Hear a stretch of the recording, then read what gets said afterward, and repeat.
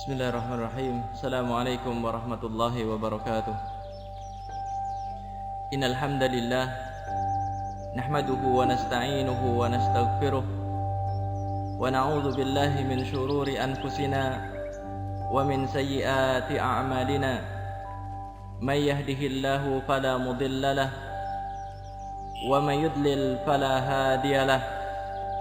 Asyhadu an la ilaha illallah وحده لا شريك له وأشهد أن محمدا عبده ورسوله يا أيها الذين آمنوا اتقوا الله حق تقاته ولا تموتن إلا وأنتم مسلمون يا أيها الناس اتقوا ربكم الذي خلقكم من نفس واحدة وخلق منها زوجها وبث منهما رجالا كثيرا ونساء واتقوا الله الذي تساءلون به والأرحام إن الله كان عليكم رقيبا يا أيها الذين آمنوا اتقوا الله وقولوا قولا سديدا يصلح لكم أعمالكم ويغفر لكم ذنوبكم ومن يطع الله ورسوله فقد فاز فوزا عظيما أما بعد فإن أصدق الحديث كتاب الله وخير الهدي هدي محمد صلى الله عليه وسلم وشر الأمور محدثاتها وكل محدثة بدعة وكل بدعة ضلالة وكل ضلالة في النار. Kaum muslimin, hadirin sekalian yang dirahmati oleh Allah, pertama marilah kita panjatkan puja dan puji syukur kehadirat Allah Azza wa Jalla. Pada kesempatan pagi hari ini Allah Ta'ala memberikan kemudahan kepada kita menghadiri salah satu majlis ta'lim. Kita meminta kepada Allah agar apa yang kita usahakan pada kesempatan pagi hari ini mendapatkan ridha, cinta dan juga kasih sayang darinya. Dan semoga apa yang kita usahakan menjadi amal saleh yang dengannya kita mendapatkan kemudahan di dunia dan juga di akhirat. Salawat dan juga salam semoga senantiasa terlimpahkan kepada junjungan kita Nabi besar Muhammad sallallahu alaihi wasallam, keluarganya, para sahabatnya dan juga orang-orang yang mengikuti sunnahnya. Hadirin sekalian kaum muslimin dan muslimah yang dirahmati oleh Allah, pada kesempatan pagi hari ini insyaallah kita akan membahas satu judul, tanda hati yang sakit. Ikhwani fid din, rahimani wa rahimakumullah. Allah Subhanahu wa ta'ala telah menciptakan manusia dengan memiliki dua unsur utama. Yang pertama adalah jiwa, atau mungkin kita mengenal dengan istilah ruh. Dan yang kedua adalah raga ataupun tubuh. Dua unsur penciptaan manusia ini merupakan amanah yang Allah berikan kepada kita. Sebagaimana kita tahu bahwasannya setiap amanah harus kita jaga. Jiwa dan raga kita adalah amanah yang Allah berikan, yang Allah karuniakan kepada kita. Kita harus menjaganya. Dan kita tertuntut ketika melaksanakan penjagaan terhadap jiwa dan raga kita, kita harus seimbang di antara dua unsur yang Allah berikan kepada kita ini. Harus seimbang. Namun kenyataannya yang kita dapati adalah tidak sebagaimana yang diinginkan. Kenyataannya kita lebih banyak memperhatikan tubuh kita, raga kita, daripada perhatian kita kepada jiwa dan juga hati kita. Kita mendapati kalau kita sakit, sebagian dari tubuh kita, kalau kita mengalami sakit, kita akan segera berlari untuk mencari obatnya. Yang herbalkah itu? Pergi ke dokter, pergi ke toko obat. Yang penting seorang bisa mendapatkan kesembuhan. Yang penting kita bisa sembuh. Tetapi giliran jiwanya yang sakit, hatinya yang merana karena mengalami sakit, hanya sedikit di antara kita yang sadar, hanya sedikit di antara kita yang berusaha untuk menyembuhkan hati dan jiwanya yang sakit tersebut. Ini adalah kenyataan yang ada. Hadirin sekalian yang dirahmati oleh Allah,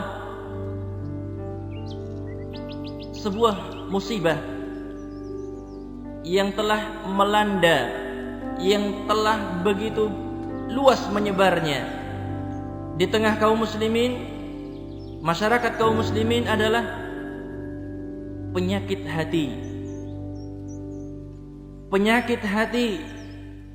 Walaupun orang yang terkena penyakit hati mungkin tidak sadar, tetapi banyak sekali ungkapan yang akan kita dapati kalau kita mau bertanya kepada orang, bertanya kepada saudara kita, kepada teman kita. Di antara komentar, ungkapan yang keluar dari mereka adalah, aku merasa hatiku begitu keras. Insya Allah kaum muslimin yang hadir juga bisa mendapati ungkapan yang semacam ini dari teman ataupun dari saudaranya. Sebagiannya lagi mengatakan, aku tidak pernah merasakan nikmatnya ibadah, lezatnya ibadah. Sebagiannya lagi mengatakan, aku tidak pernah terpengaruh dengan bacaan Al-Quran. Dan sebagiannya lagi mengatakan, kenapa kok saya begitu mudah terjerumus dalam maksiat? Maksiat dan maksiat. Ketahuilah bahwasanya inilah musibah yang sebenarnya. Inilah musibah yang begitu menyebar di tengah kalangan kaum muslimin. Penyakit hati. Hati yang sakit. Walaupun mungkin sekali lagi orang yang mengalaminya tidak merasa bahwasanya hatinya sedang sakit. Pembicaraan tentang hati adalah pembicaraan yang sangat penting sekali, yang mana Nabi kita Muhammad sallallahu alaihi wasallam telah menjelaskan kepada kita peran hati yang begitu besar dalam diri seorang hamba. Nabi kita Muhammad sallallahu alaihi wasallam bersabda di dalam sebuah hadis yang diriwayatkan oleh Imam Bukhari dan juga Imam Muslim. Beliau sallallahu alaihi wasallam bersabda, "Ala wa inna fil jasadi mudghah, idza salahat salahal jasadu kulluh, wa idza fasadat fasadal jasadu kulluh, ala wahiyal qalb." Beliau bersabda, ketahuilah bahwasanya di dalam tubuh seorang itu ada segumpal daging. Jika daging itu baik, maka akan baiklah seluruh tubuhnya. Dan jika segumpal daging tersebut adalah rusak, maka akan rusaklah seluruh tubuhnya. Ala wahiyal qalb. Ketahuilah, segumpal daging tersebut adalah hati.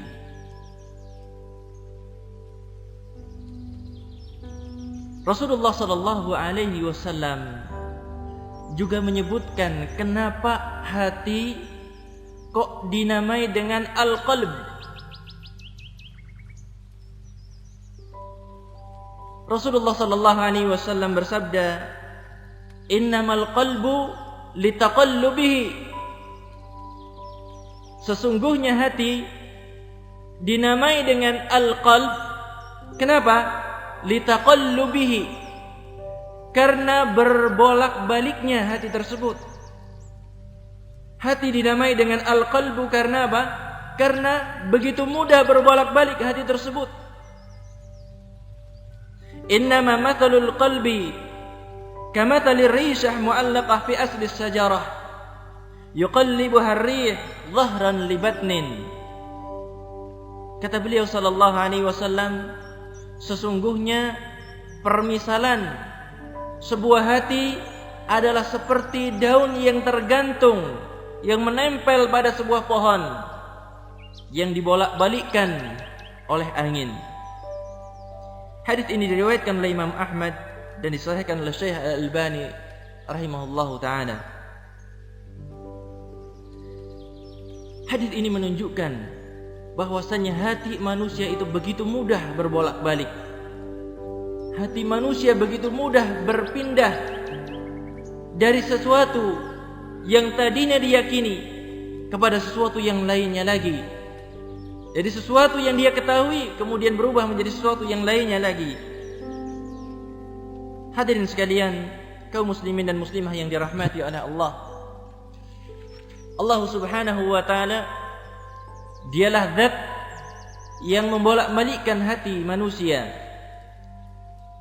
Sebagaimana Nabi kita Muhammad sallallahu alaihi wasallam bersabda, "Inna quluba bani Adam kullaha baina usbu'aini min asabi'ir rahman." Sesungguhnya hati anak Adam, sesungguhnya hati manusia seluruhnya, hati seluruh manusia baina usbu'aini, berada di antara dua jari, min asabi'ir rahman, dari jari jemari Allah, dari jari jemari Allah Subhanahu wa taala Ar-Rahman. Kaqalbin wahid, seluruh hati manusia itu seperti satu hati di antara dua jari, di antara jari jemari Allah Subhanahu wa taala. Yusarrifuhu haitsu yasha, yang Allah Subhanahu wa taala membolak-balikkannya, yang Allah Subhanahu wa taala memalingkannya sebagaimana Allah Subhanahu wa taala kehendaki. Sehingga Nabi kita Muhammad mengajarkan kepada kita satu doa. Setelah menyebutkan hadis yang tadi kita bacakan, beliau memanjatkan doa kepada Allah Subhanahu wa taala. Allahumma ya musarrifal qulub, sarrif qulubana ala ta'atik. Wahai zat yang membolak-balikkan hati, balikkanlah hati kami di atas ketaatan kepadamu. Tetapkanlah hati kami untuk bisa taat kepadamu. Inilah apa yang diajarkan oleh Nabi kita Muhammad sallallahu alaihi wasallam agar hati kita mendapatkan keteguhan di atas ketaatan kepadanya. Allah Ta'ala berfirman menyebutkan tentang hati. Beberapa ayat di dalam Al-Quran. Di dalam surat Al-Anfal ayat yang ke-24, Allah Ta'ala menyebutkan, wa'lamu annallaha yahulu bainal mar'i wa qalbihi wa annahu ilaihi tuhsyarun. Wa'lamu, dan ketahuilah oleh kalian, annallaha, bahwasanya Allah, yahulu bainal mar'i wa qalbihi, Allah lah yang membuat batasan, Allah lah yang membatasi antara seorang manusia dengan hatinya. Wa annahu ilaihi tuhsyarun, dan bahwasanya kepadanya lah, kepada Allah lah kalian akan dikumpulkan. Di dalam ayat ini Allah Ta'ala menyebutkan Allah yang membatasi antara diri seorang hamba dengan hatinya. Demikian juga Allah Ta'ala menyebutkan tentang hati, bahwasanya tidak ada manusia yang mendapatkan keselamatan kecuali seorang yang datang menghadap Allah dengan hati yang bersih. Allah Ta'ala berfirman, yauma la yanfa'u malun wala banun illa man atallaha biqalbin salim. Hari di mana tidak bermanfaat al-mal, harta,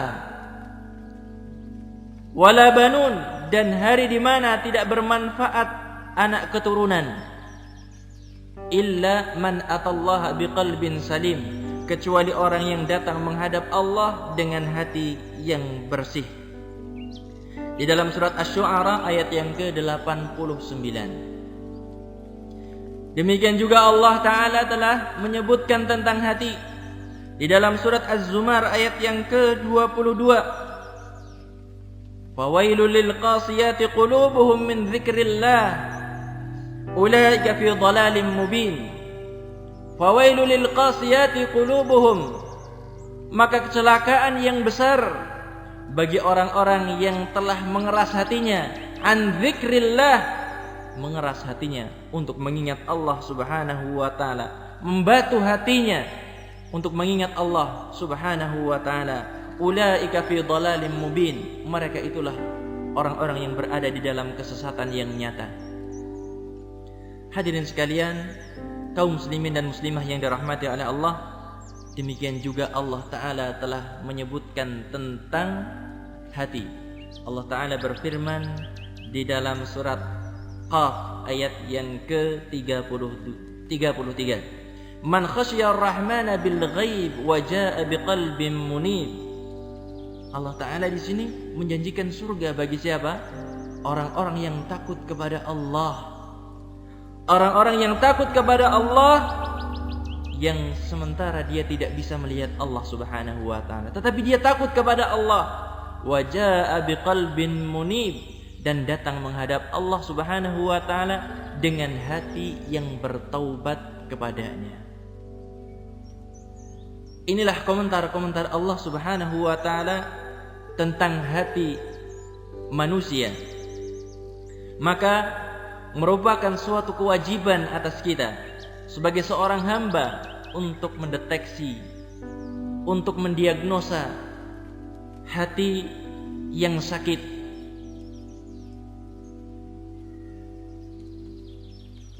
Karena apa?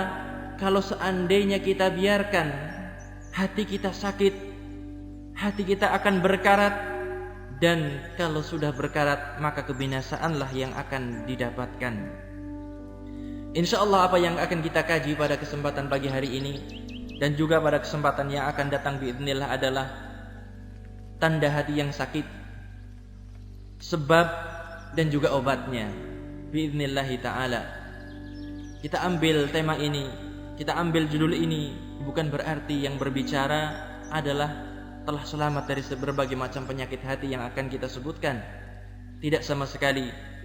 Saya hanya ingin mengajak kepada saudara-saudara saya, kaum muslimin dan muslimah, untuk sama-sama melihat kepada hati kita. Sudahkah kita menunaikan amanah Allah, menjaga hati kita sebagaimana kita menjaga tubuh kita? Hadirin sekalian yang dirahmati oleh Allah, memang benar hati adalah sesuatu yang tersembunyi. Hati tidaklah nampak sebagaimana kepala kita. Hati tidak nampak sebagaimana tangan kita. Hati tidak nampak sebagaimana badan kita. Tidak sama sekali. Demikian juga kita mengetahui hati adalah sesuatu yang sangat kecil. Apalah artinya hati kalau dibandingkan dengan kaki kita? Apalah artinya hati kalau seandainya dibandingkan dengan kepala kita?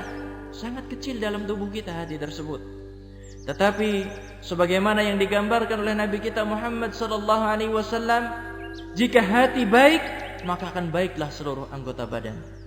Jika hati rusak, demikian pula akan rusak seluruh anggota badan. Maka kita memang benar harus berhati-hati, harus mengikuti apa yang dimaui oleh Allah Subhanahu wa taala untuk menjaga hati kita agar kita senantiasa benar, agar senantiasa hati kita itu adalah hati yang sehat, hati yang bersih. Kita akan melihat yang pertama di antara tanda hati yang sakit. Setelah kita mengungkap satu, kita bertanya kepada diri kita masing-masing dan seterusnya. Yang pertama, tanda hati yang sakit adalah mudah terjerumus ke dalam maksiat dan juga melakukan perkara-perkara yang diharamkan oleh Allah. Hati yang sakit, tanda yang pertama adalah terjerumus atau mudahnya terjerumus ke dalam perbuatan maksiat, sesuatu yang diharamkan oleh Allah Subhanahu wa taala. Kalau kita melihat kepada para pelaku maksiat, maka kita dapati di antara mereka ada seorang yang maksiatnya itu adalah menjadi spesialisasinya. Contohnya, ada seorang yang bisa meninggalkan judi, meninggalkan zina, meninggalkan uququl walidain, meninggalkan riba, tetapi dia tidak bisa meninggalkan minum-minuman keras. Sudah menjadi hidupnya seperti itu, minuman keras. Demikian juga sebagian orang yang bisa meninggalkan seluruh maksiat, tetapi apa? Satu maksiat dia kecanduan kepadanya. Seperti orang yang berzina, dia bisa meninggalkan maksiat seluruhnya, baik semuanya dalam sisi kehidupannya. Hanya satu, zina yang dia tidak bisa tinggalkan. Kemudian kalau kita melihat sisi yang lain, sebagian orang itu melakukan maksiat dan seluruh maksiat dia kerjakan semuanya, dikumpulkan dalam kehidupannya. Maksiat A sampai Z dikerjakan semuanya. Ini kenyataan yang ada di masyarakat. Sebagian orang spesialisasinya tertentu maksiatnya, judi, zina, khamar. Ada sebagian orang yang ngumpul semuanya kejelekan ada padanya. Ada kebid'ahan, ada apa lagi? Ada minuman keras, ada perzinahan, dan seterusnya. Terkadang ngumpul dalam diri seorang. Yang menjadi perhatian kita adalah, apakah maksiat pertama kali langsung dicintai oleh seorang? Ketika seorang mau melakukan satu kemaksiatan, melakukan satu dosa, terjerumus dalam keharaman, apakah langsung seorang itu mencintainya? Jawabannya adalah tidak. Karena Allah Ta'ala telah membekali fitrah manusia, membekali kepada kita fitrah, yang fitrahnya ini adalah fitrah yang lurus di atas agama yang benar. Sehingga ketika pertama kali seorang melakukan maksiat, mungkin masih ada dalam dirinya bahwasanya ini adalah keharaman. Tetapi ketika maksiat itu diulangi lagi, maka inilah yang jadi masalah sekarang. Ketika maksiat sudah berulang dalam kehidupannya, maka timbullah kecintaan, timbullah kesukaan dalam dirinya. Ketika seorang sudah cinta kepada satu maksiat, timbullah lagi permasalahan yang lain. Apa? Hilanglah noda yang pertama dulu telah kita miliki. Noda kemaksiatan sudah hilang dari dalam diri kita. Celaan kepada maksiat sudah nggak ada lagi. Karena apa? Karena seringnya kita melakukan satu kemaksiatan. Ketika sudah tidak ada penilaian negatif kepada suatu maksiat, maka kita terancam dengan sabda Rasulullah sallallahu alaihi wasallam, yaitu orang-orang yang berbangga ketika melakukan satu maksiat. Kalau sudah tidak ada lagi pengingkaran dalam diri, maka yang muncul adalah apa? Seorang itu bangga ketika melakukan sebuah maksiat. Dalam sebuah hadis Rasulullah sallallahu alaihi wasallam bersabda, "Kullu ummati mu'afa illal mujahirin." Kata beliau, seluruh umatku dosanya itu akan dimaafkan. Illal mujahirin, kecuali orang-orang yang terang-terangan, orang-orang yang bangga kepada dosa, bangga dengan maksiat. Kemudian beliau menyebutkan, wa inna minal jihar ay ya'mal ar-rajulu bil-laili 'amalan thumma yusbihu wa qad satarahu Allah ta'ala fa yaqulu 'amiltu al-barihah kadza wa kadza wa qad bata yasturuhu rabbuh wa yusbihu yakshifu sitra Allah anhu. Di antara bentuk berbangga dengan maksiat terang-terangan melakukan satu maksiat adalah seorang yang di malam hari dia telah melakukan sebuah dosa. Melakukan satu dosa, suatu kemaksiatan, kemudian dosa tersebut telah ditutup oleh Allah Subhanahu wa taala. Karena apa? Tidak ada seorang pun yang tahu kecuali orang tersebut saja. Akan tetapi orang tersebut di pagi hari dia menceritakan, semalam saya telah melakukan ini dan ini. Menceritakan tentang dosa dan kemaksiatan yang dia kerjakan di malam hari. Di pagi hari dia beberkan kepada orang lain. Ini adalah bentuk orang yang berbangga dengan dosa. Demikian juga banyak di antara kita yang terjerumus ke dalam hal yang semacam ini. Berbangga dengan dosa. Ketika menyebutkan pengalaman-pengalaman di masa lalu. Dosa-dosa di masa lalu.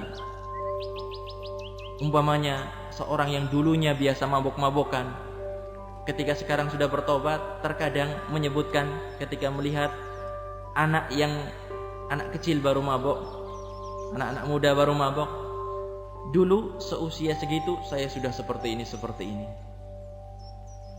Dengan bangganya, walaupun sekarang dia sudah istiqomah di atas kebenaran, tetapi dia mengatakan seolah-olah dengan bangganya dia menceritakan tentang kesalahannya yang telah Allah Subhanahu wa taala tutup di masa lalunya.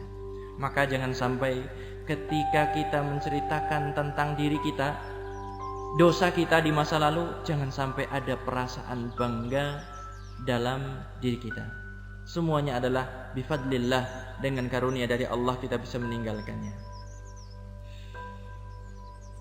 Ini adalah tanda hati yang sakit yang pertama, mudah terjerumus ke dalam dosa dan maksiat. Tanyakan kepada diri kita masing-masing, sudahkah hati kita sehat? Sudahkah hati kita bersih?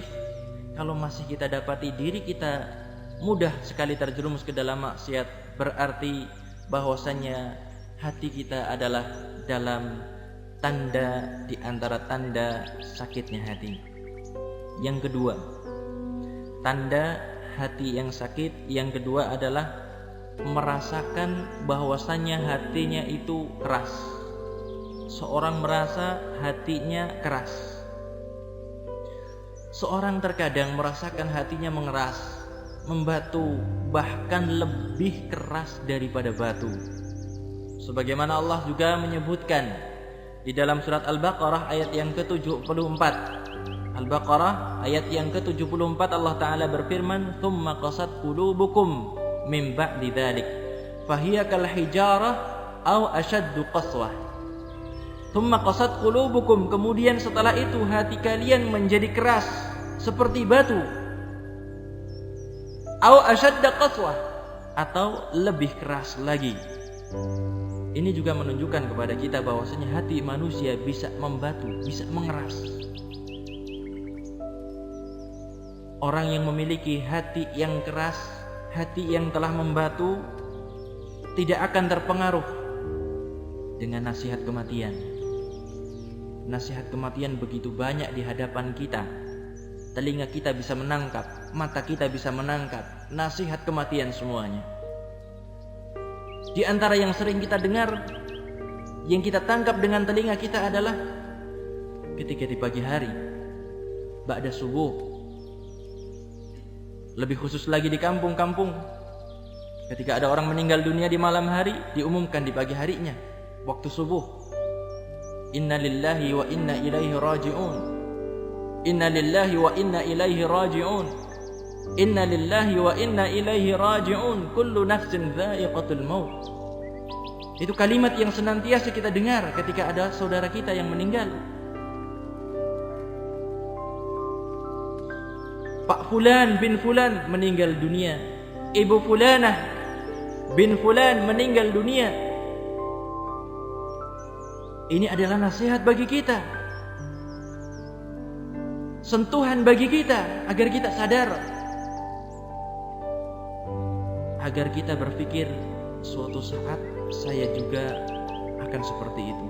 Kalau seandainya tidak diumumkan, suatu saat kita akan dibicarakan si fulan telah meninggal dunia. Apakah kita mau bertahan terus di dunia ini? Tentunya tidak. Inilah di antara nasihat kematian. Nasihat kematian yang lainnya mungkin kita melihat kecelakaan yang sampai mengakibatkan meninggal dunia. Kita melihat orang tersebut terluka dengan luka yang parah di bagian kepala, di bagian kaki. Ada orang-orang yang sampai isi perutnya terburai keluar. Ini nasihat kematian di hadapan kita. Kadang-kadang kita menyaksikan secara langsung. Tetapi orang yang hatinya keras tidak pernah merasakan pelajaran tersebut, tidak pernah mengambil pelajaran dari apa yang dia dengar, tidak pernah mengambil pelajaran dari apa yang dia lihat. Bahkan melihat jenazah mungkin sesuatu yang sering kita alami. Membawa jenazah ke pekuburan, bahkan menurunkan jenazah dengan tangan kita pun kita sering. Berjalan di pekuburan, kita seolah-olah berjalan di antara bebatuan. Kita tidak pernah berpikir apa yang terjadi di dalamnya. Saudara kita sedang diapakan di dalamnya. Tidak pernah berpikir yang semacam ini. Ini adalah salah satu tanda di antara hati yang sakit. Maka kita lihat pada diri kita. Sudahkah hati kita adalah hati menjadi hati yang lembut? Sudahkah kita terhindar dari hati yang keras? Kita tanyakan kepada diri kita masing-masing. Kita lanjutkan yang ketiga. Tanda hati yang sakit yang ketiga adalah tidak benar di dalam melaksanakan ibadah. Tidak benar dalam melaksanakan ibadah. Di antara contoh tidak benarnya seorang dalam melaksanakan ibadah adalah hati tidak hadir. Contohnya dalam melaksanakan sholat, hati seorang, jiwa seorang tidak hadir, tidak menyertai gerakan Allahu Akbar. Ucapan lisannya mengucapkan Allahu Akbar dan tangannya mengangkat, hatinya tidak menyertai ucapan dan perbuatannya tersebut. Khusyuk di dalam sholat. Ketahuilah bahwasanya khusyuk di dalam salat adalah jiwa, adalah ruh bagi ibadah seorang, bagi ibadah salat seorang. Rasulullah sallallahu alaihi wasallam bersabda di dalam hadis yang diriwayatkan oleh Imam Hakim. Beliau bersabda, "Awwalu ma tufqaduna min dinikum al-khusyu'." Yang pertama kali hilang dari agama kalian adalah al-khusyu'. Yang pertama kali hilang dari agama Islam adalah khusyuk. Wa akhiru ma tufqaduna min dinikumus shalah. Dan yang terakhir kali hilang dari agama kalian adalah as-salat. Salat akan bertahan terus, tetapi apa? Hilang kekhusyuannya. Kekhusyuannya sudah hilang, tetapi apa? Salatnya masih terus sampai akhir zaman insyaallah biiznillah taala. Tetapi rohnya telah hilang, kekhusyuan telah hilang. Demikian juga hati tidak hadir ketika membaca Al-Quran. Hati tidak hadir ketika berdoa, ketika meminta kepada Allah Subhanahu wa taala. Padahal Rasulullah sallallahu alaihi wasallam memerintahkan kepada kita agar kita berdoa dengan penuh keyakinan, menghadirkan hati kita dalam meminta kepada Allah Subhanahu wa taala. Beliau bersabda dalam hadis yang diriwayatkan oleh Imam Tirmidzi, "Ud'ullaha wa antum muqinuna bil ijabah. Wa'lamu anna Allah la yastajibu du'a min qalbin ghafilin lahin." Mintalah kepada Allah, berdoalah kepada Allah, dan kalian itu yakin bahwasanya permintaan kalian akan dikabulkan oleh Allah Subhanahu wa taala. Minta kepada Allah dengan penuh keyakinan. Wa'lamu, dan ketahuilah Allah taala tidak akan mengabulkan, tidak akan menerima doa seorang yang hatinya lalai. Hadirin sekalian yang dirahmati oleh Allah, demikian juga banyak di antara kita yang berzikir kepada Allah Subhanahu wa taala dengan sambil lalu. Tidak berzikir kepada Allah dengan menghadirkan hatinya. Ketika selesai dari salat, assalamualaikum, assalamualaikum warahmatullah, assalamualaikum warahmatullah, astagfirullah, astagfirullah, astagfirullah. Sudahkah diri kita, jiwa kita hadir ketika lisan kita mengucapkan hal itu? Sudahkah jiwa kita hadir ketika kita mengucapkan subhanallah, subhanallah, alhamdulillah, alhamdulillah, Allahu akbar? Sudahkah jiwa kita hadir ketika mengucapkan zikir-zikir yang semacam itu?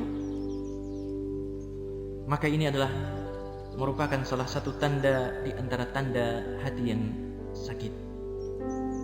Tidak benar dalam melaksanakan ibadah, yaitu apa? Tidak hadir jiwa dalam melakukan berbagai macam amal ketaatan kepada Allah Subhanahu wa taala. Kita lanjutkan tanda sakitnya hati yang keempat. Bermalas-malasan dalam melaksanakan ibadah. Bermalas-malasan dalam melakukan ketaatan kepada Allah Subhanahu wa taala. Kalaupun kita melakukannya, tetapi hanya sekedar gerakan. Terkadang kita melakukan satu amalan dalam berat hati, kemudian kita paksakan diri kita untuk melakukannya, tetapi ternyata apa yang kita lakukan itu hanya gerakan saja. Allah Subhanahu wa taala menyebutkan tentang orang-orang munafik di dalam surat An-Nisa ayat yang ke-442. Allah Ta'ala berfirman, innal munafiqina yukhadi'una Allaha wa huwa khadi'uhum wa idza qamu ila salati qamu kusala yura'una an-nas wa la yadhkuruna Allaha illa qalila. Innal munafiqin, sesungguhnya orang-orang munafik itu yukhadi'una Allah, mereka menipu Allah. Wa huwa khadi'uhum, maka Allah akan membalas tipuan mereka. Ini sifat orang-orang munafik. Wa idza qamu ila salati qamu kusala, dan ketika mereka berdiri untuk salat, mereka berdiri dengan malas-malasan. Yura'unan nas, dan mereka berharap ibadahnya itu dilihat di hadapan manusia, dinilai oleh manusia. Wala yadhkurunallaha illa qalila, dan mereka tidak mengingat Allah Subhanahu wa taala kecuali sedikit sekali. Sedikit sekali mereka mengingat Allah Subhanahu wa taala. Masuk ke dalam penyakit yang keempat ini, atau tanda sakit yang keempat, tanda hati yang sakit yang keempat adalah orang-orang yang tidak merasa menyesal terlewatnya musim-musim kebaikan. Kita telah melewati satu musim kebaikan yang sangat utama, 10 hari pertama di bulan Dzulhijjah. Seorang yang tidak pernah merasakan penyesalan ketika dia tidak bisa memakmurkan 10 hari pertama bulan Dzulhijjah dengan sebenarnya, dia tidak menyesal. Maka ini adalah salah satu tanda di antara tanda hati yang sakit. Demikian juga musim-musim kebaikan yang lainnya. Musim-musim kebaikan yang lainnya yang setiap kali berulang, antara adzan dan iqamah, musim kebaikan. Sepertiga malam terakhir, musim kebaikan. Ketika bangun dari tidur, adalah musim kebaikan untuk meminta kebaikan-kebaikan dalam sehari. Hadirin sekalian yang dirahmati oleh Allah, bahkan di antara kita yang ketinggalan salat jamaah tidak gelisah, ketinggalan takbiratul ihram tidak pernah hatinya merasa gundah. Ini adalah tanda di antara tanda-tanda hati yang sakit. Kita lanjutkan tanda di antara tanda hati yang sakit yang kelima. tidak terpengaruh dengan bacaan ayat-ayat suci Al-Quran. Tidak terpengaruh dengan bacaan ayat-ayat suci Al-Quran. Padahal kalau kita membaca Al-Quranul Karim, kita akan mendapati begitu banyak ayat bahwasannya Allah Subhanahu wa ta'ala menurunkan ayatnya, menurunkan Al-Quran ini tujuannya adalah agar kita memahaminya, agar kita mentadaburinya, agar kita mempelajarinya.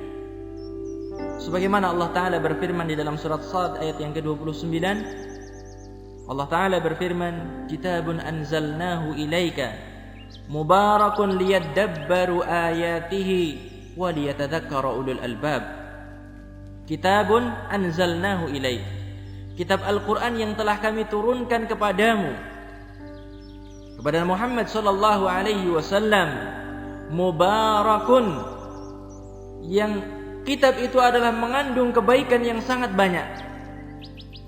Liyadabbaru ayatihi, agar ditadaburi ayat-ayatnya, waliyatadzakkara ulul albab, dan orang-orang yang memiliki hati mengambil pelajaran darinya.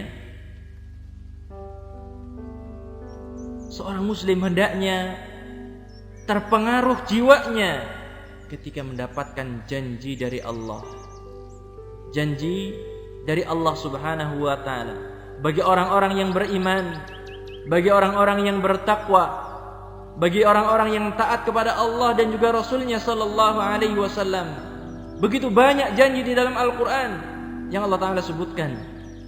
Surga seluas langit dan bumi, surga yang mengalir di bawahnya sungai, dan seterusnya. Sebagai seorang muslim harus terpengaruh jiwanya ketika membaca ayat-ayat yang berisi janji-janji Allah Subhanahu wa ta'ala. Demikian juga seorang muslim, jiwanya harus terpengaruh ketika membaca ayat yang berisi ancaman dari Allah Subhanahu wa ta'ala kepada orang-orang yang kafir, kepada orang-orang musyrik, kepada ahli maksiat. Harus terpengaruh jiwanya. Demikian juga seorang muslim hendaknya terpengaruh ketika Al-Quran menyebutkan tentang kiamat, kejadian yang sangat besar, kejadian yang sangat menakutkan, sangat mengerikan. Kita harus terpengaruh ketika kita membaca ayat-ayat yang berisi tentang hari kiamat. Seorang yang hatinya sakit, maka akan kelihatan. Tanyakan kepada diri kita ketika kita membaca Al-Quran, bosankah atau senangkah diri kita? Jiwa kita imma senang, imma bosan ketika membaca Al-Quran. Kalau seorang yang senang ketika membaca Al-Quran, maka ini adalah tanda bahwasannya hatinya adalah hati yang sehat, hati yang bersih. Ketika seorang mendapati dirinya bahwasannya dia bosan ketika membaca Al-Quran, jemu ketika membaca Al-Quran, maka ini merupakan tanda hati yang sakit. Baru satu muka membaca Al-Quran, rasanya sudah begitu berat, sudah begitu payah. Hadirin sekalian yang dirahmati oleh Allah, semoga Allah Subhanahu wa ta'ala mengkaruniakan kepada kita hati yang hidup, hati yang sehat, hati yang bersih, agar kita bisa mewujudkan kebahagiaan dalam kehidupan kita di dunia dan juga kebahagiaan nantinya di yaumil akhir. Hadirin sekalian yang dirahmati oleh Allah, kita lanjutkan tanda hati yang sakit yang ke-6.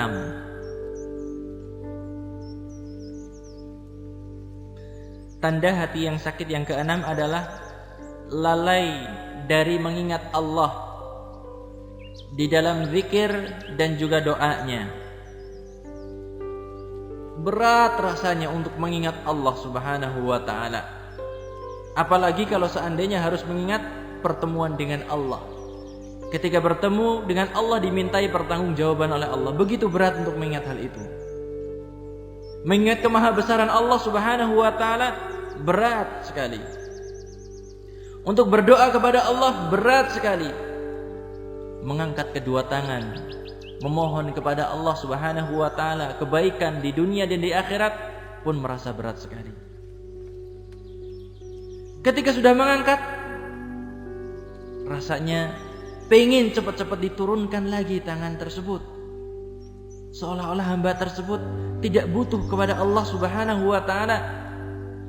Sementara Allah taala menyebutkan tentang manusia, antumul fuqara'u ilallah. Kalian semuanya adalah fuqara, fakir, butuh kepada Allah Subhanahu wa taala. Wallahu huwal ghaniyul hamid, dan dialah Allah Subhanahu wa taala yang maha kaya dan maha terpuji. Kok seorang tahu dirinya fakir, tahu Allah itu maha kaya dan maha terpuji, kok tidak mau mengangkat kedua tangannya untuk meminta kepada Allah, menghibah kepada Allah Subhanahu wa taala, memohon kebaikan di dunia dan juga di akhirat. Seolah-olah dirinya telah mampu segalanya, bisa melakukan ini tanpa bantuan dari Allah Subhanahu wa taala.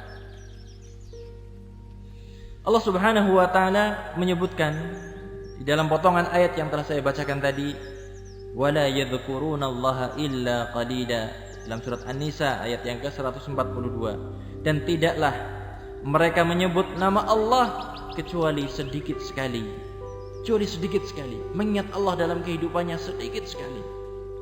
Padahal seorang muslim harus senantiasa menghadirkan dirinya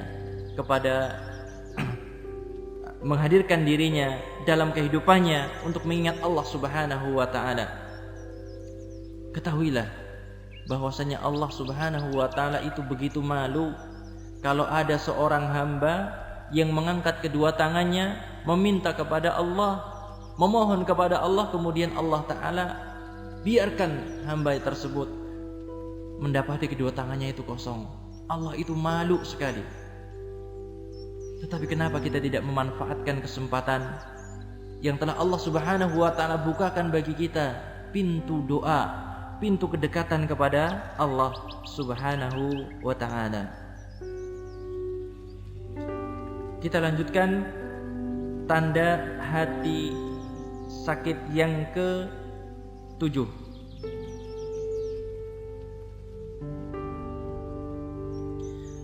Tidak merasa gerah ketika keharaman Allah dilanggar.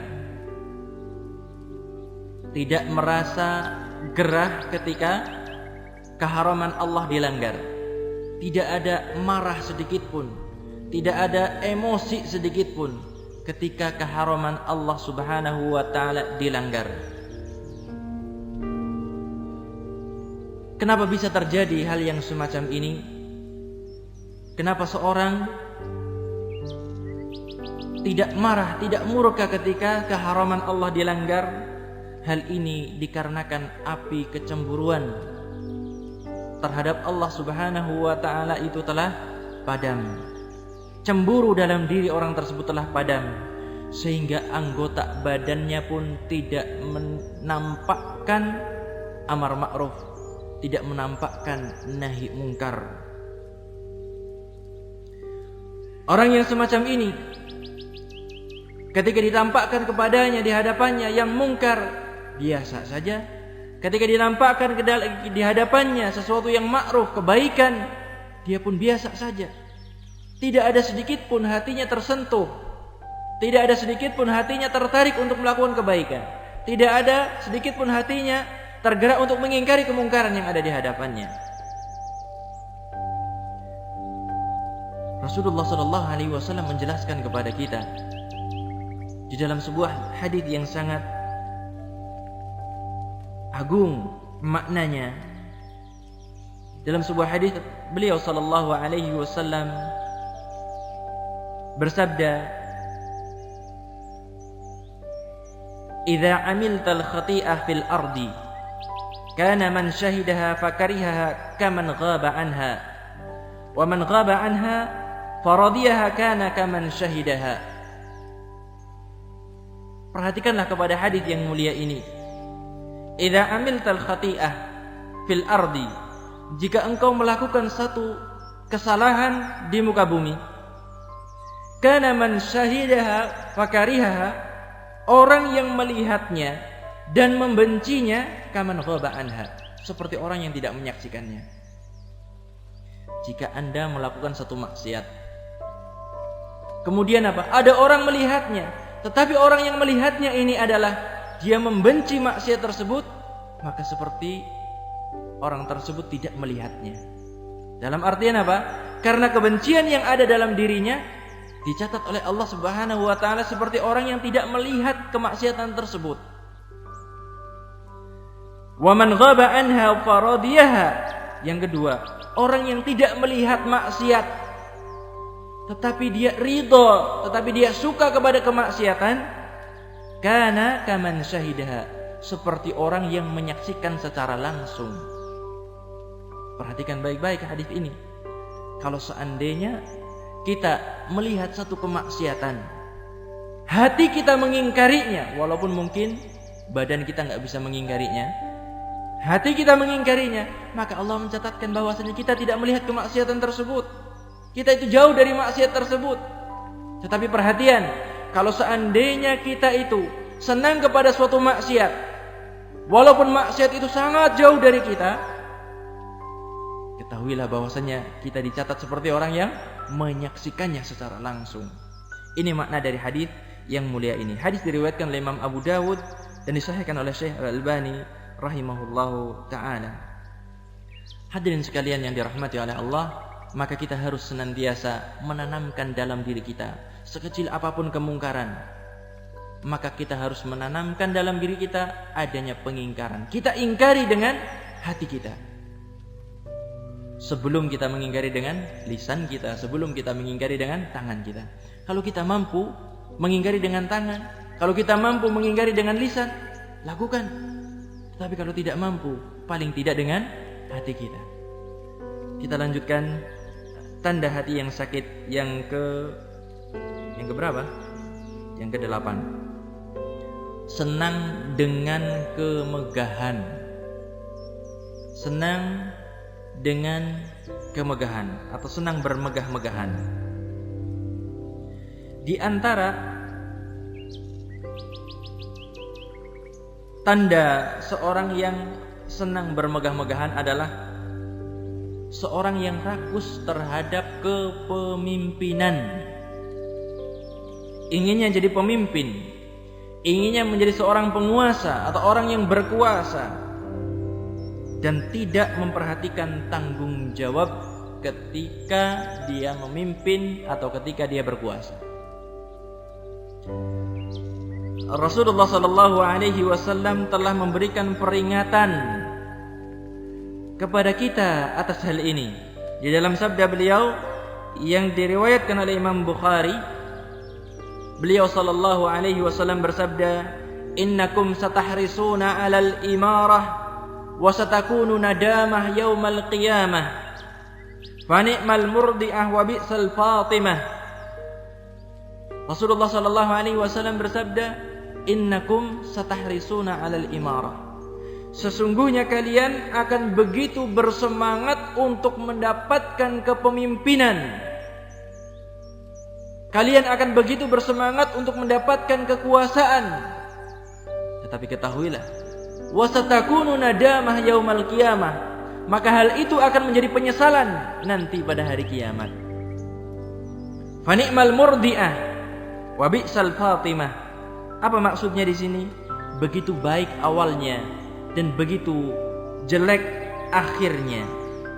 Seorang yang mendapatkan kekuasaan, dia akan mendapatkan harta, memiliki harta, kedudukan, dan juga dia bisa mendapatkan kenikmatan-kenikmatan yang dia inginkan. Tetapi akhir kejelekan adalah apa?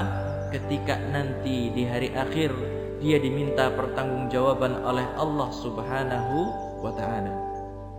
Menjadi nadamah, menjadi penyesalan di hari akhir. Dalam hadis yang lain Rasulullah sallallahu alaihi wasallam juga bersabda, "In syi'tum amba'tukum 'anil imarah wa ma hiya."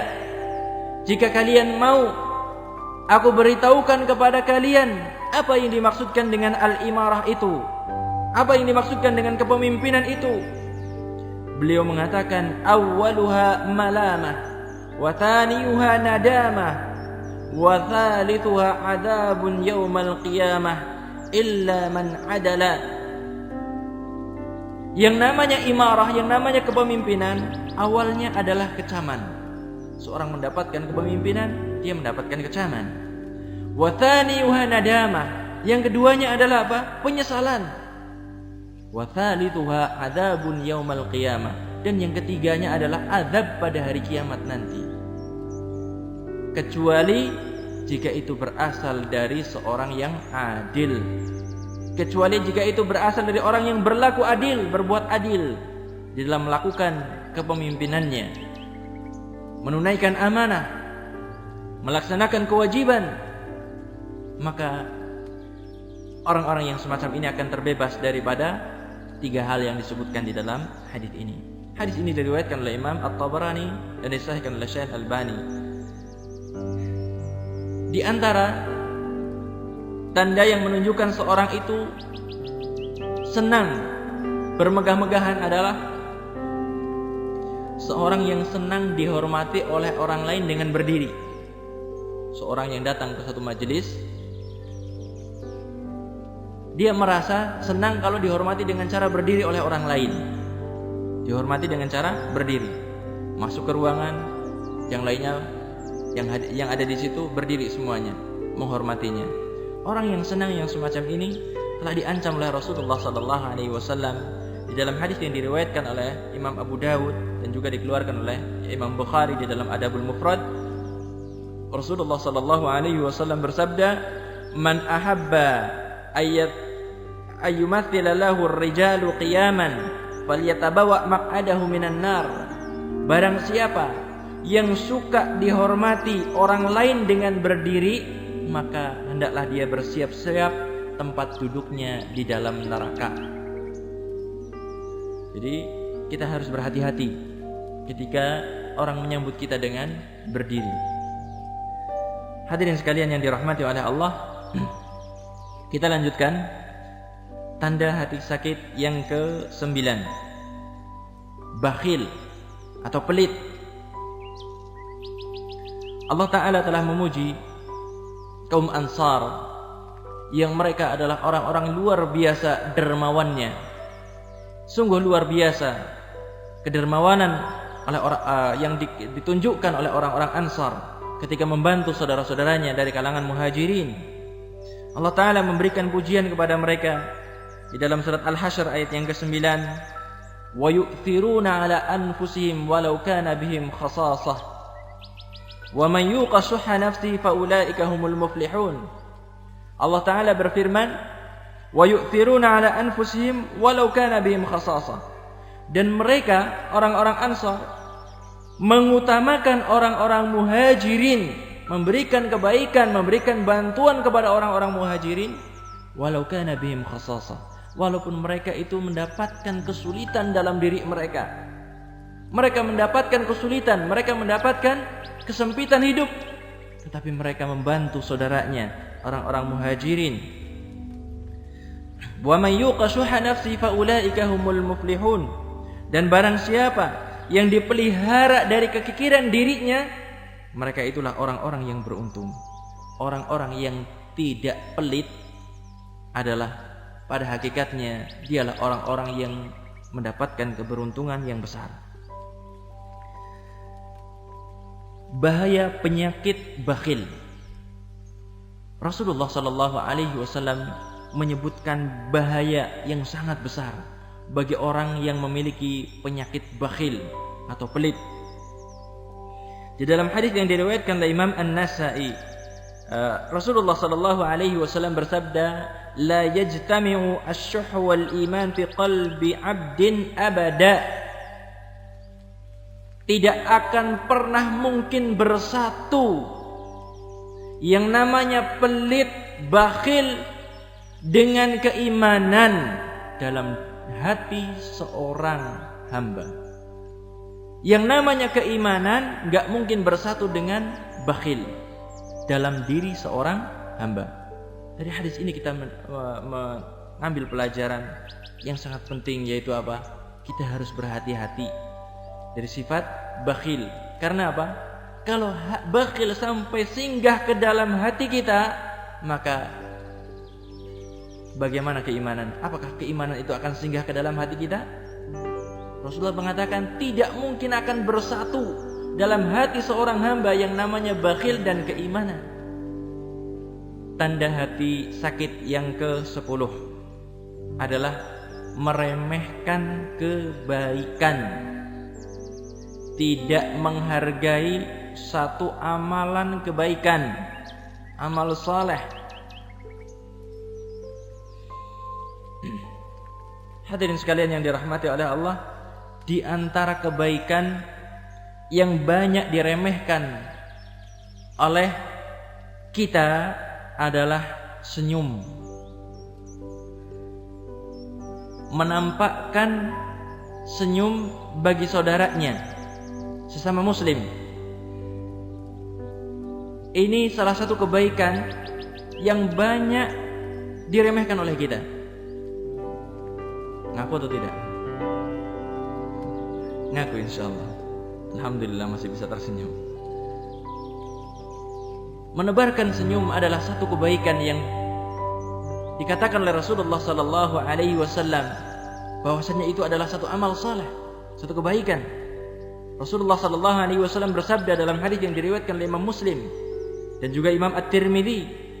Beliau bersabda, la tahqiranna minal ma'rufi syai'a walau an talqa akhaka biwajhin taliq. Janganlah engkau meremehkan sedikit pun dari kebaikan, walau hanya sekedar menampakkan wajah yang tersenyum kepada saudaramu ketika bertemu.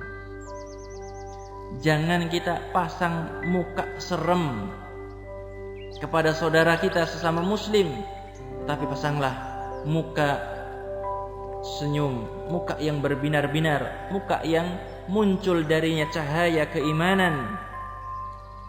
Abdullah bin Abbas pernah ditanya tentang albir, tentang kebaikan. Ditanya tentang apa itu kebaikan wahai Abdullah bin Abbas? Maka beliau mengatakan, yang namanya kebaikan itu adalah wajhun taliq, wajah yang menampakkan senyum, walisanun layyin, dan juga lisan yang lembut.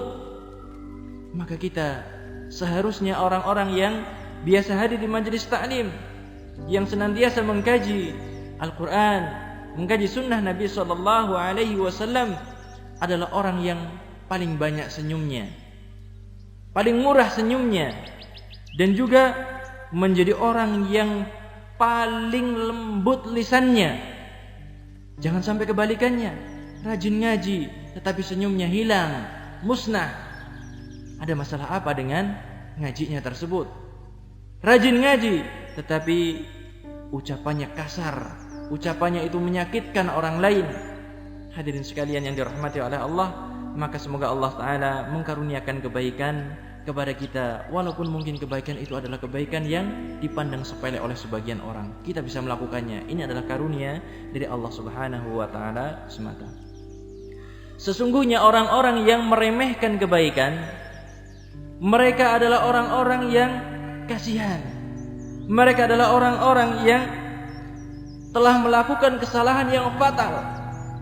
Satu kebaikan saja dia remehkan, maka berarti dia telah melakukan kesalahan yang besar. Kenapa sebabnya? Kita akan mengetahui jawabannya dari sabda Rasulullah sallallahu alaihi wasallam. Beliau bersabda dalam hadis yang diriwayatkan oleh Imam Bukhari di dalam Adabul Mufrad, dan hadisnya disahihkan oleh Syekh Al-Albani. Beliau sallallahu alaihi wasallam bersabda, "Man amata adza an tariqil muslimin kutiba lahu hasanatun wa man tuqbilat lahu hasanatun dakhala al-jannah."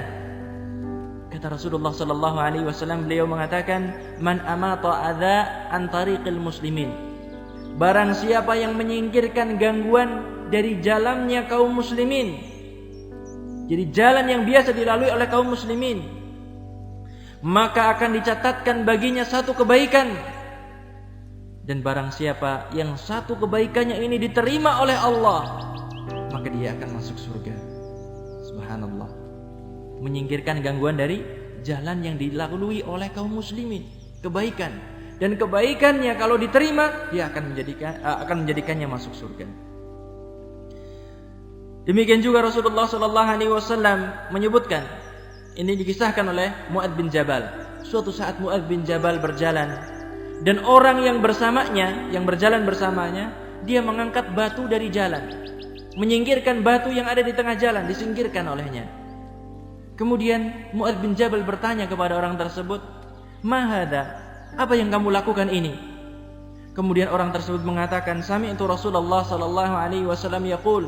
Aku pernah mendengar Rasulullah sallallahu alaihi wasallam bersabda, "Man rafa'a hajaran minat tariq kutiba lahu hasanah wa man kanat lahu hasanah dakhala al-jannah."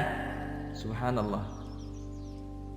Rasulullah sallallahu alaihi wasallam dikatakan oleh orang ini, saya mendengar Rasulullah bersabda, barang siapa yang menyingkirkan batu dari jalan yang mengganggu orang, disingkirkan dari jalan tersebut, kutiba lahu hasanah, maka akan dicatatkan, dituliskan baginya kebaikan.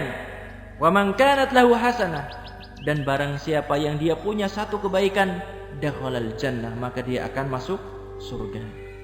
Sungguh merugi orang-orang yang menyepelekan satu kebaikan yang telah disebutkan oleh Rasulullah sallallahu alaihi wasallam, satu kebaikan yang telah Allah Subhanahu wa taala sebutkan di dalam Al-Qur'an.